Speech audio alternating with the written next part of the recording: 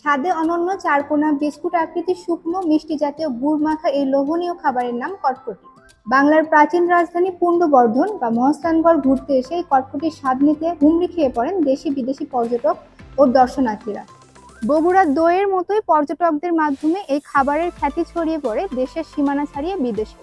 প্রায় ১৫০ বছর ধরে ব্যাপক জনপ্রিয়তা অর্জন করেছে মহাস্থানগড়ের এই কটকটি। মহাস্থানগড় ঘিরে গড়ে উঠেছে বিশাল কটকটির বাজার।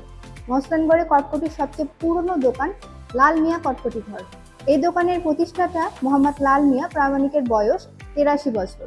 মাত্র ১২ বছর বয়সে বাবার হাত ধরে মহাস্থানগড়ে কটকটি ব্যবসায় আসেন তিনি। শুরুতে গড় এলাকায় কটকটি ফেরি করে বিক্রি করতেন।